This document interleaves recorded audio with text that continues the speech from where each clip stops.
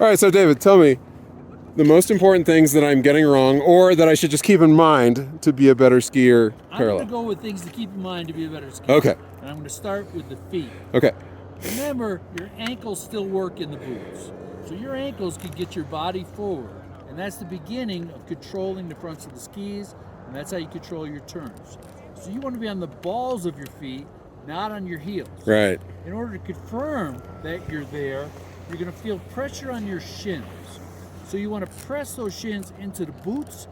That's going to remind you that you've loaded up the balls of your feet, and that's going to tell you that you got the pressure out at the front of the skis, and that's where the control comes from. Okay. While you're doing this, you want to be looking down the hill, not at your skis, because if your head is up, that means your posture is going to be correct, and you're going to be weight forward, which is how you want to be. So we started at the toes, and we're going to come all the way up. The hands are a big deal. You want to have your hands, your poles are at about a 45-degree angle. You want to have your hands out in front of you, as if you're holding a tray of drinks. Okay. So the hands want to be in front, and they want to be about 90-degree elbow out. By having your hands out to the front, it's going to keep your weight forward. It's going to remind you to keep that weight forward. Good. Now, when we're initiating turns, parallel turns, that's where we're going to use what's called big toe, little toe. And describe that for me in detail. Which is the big, which is the little? So if I'm now facing off, toward the road, but if I Yeah. make a big sweeping turn to the right, Uh-huh. I'm going to use, when I start to initiate the turn, I'm going to use the big toe on my left foot.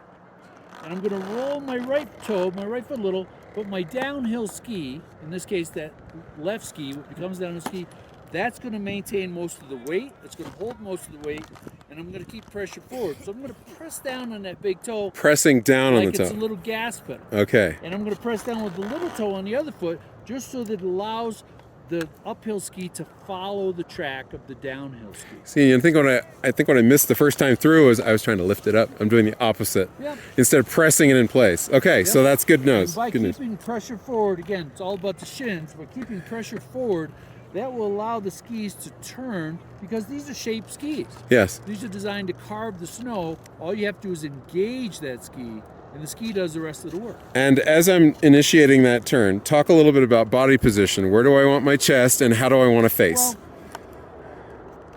as a general matter, you want to isolate your upper body from your lower body. So as you get progressing further and farther along and you get more into parallel skiing, you want to have a target below you. You want to say, okay, I'm going to look at that tree. So even if I turn this way, my shoulders and my eyeballs are still looking at that tree. Now as I turn, my feet, knees, and hips are rotating, but my torso is looking right down the hill. And that's called squaring up to the fall line. And so by looking at the fall line, that's going to allow us to have a better carve to our ski. Because now instead of our whole body going, it being flat, we're looking down the hill. And so now when our feet make that turn, it gives us a much more grabby, stronger edge. Got it. Lets the edge of that ski control much more. So I'd say that's the thing to think about in the long run. All right, and then as I'm doing my turns, trying to do hockey stops, where do I want to put the pressure and what's the best method? Well, so you initiate a turn, then you start shaping and carving the turn, and then you complete the turn.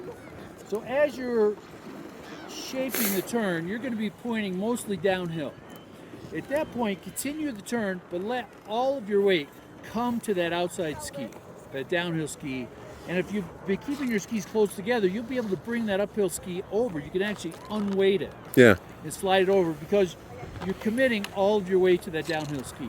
So that's the transitional method of learning how to one-foot ski first and then apply the knowledge of applying gently more and more pressure to the inside ski. Yeah, well, the inside ski is doing most of the work.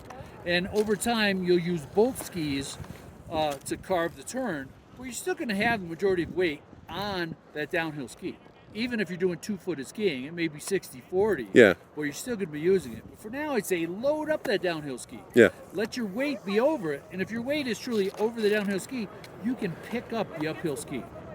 And you can slide that right over into place, and that'll give you a hockey stick. And how do you keep the heel of the ski from dragging and staying in a wedge? I just pick it up, and I realize I'm following that ski. So I've got taking off almost all the weight, Yeah. and I'm literally just bringing that over to follow. Because when I'm on one ski, this other ski, I can float around. I can say, okay, we're going to put you next to this.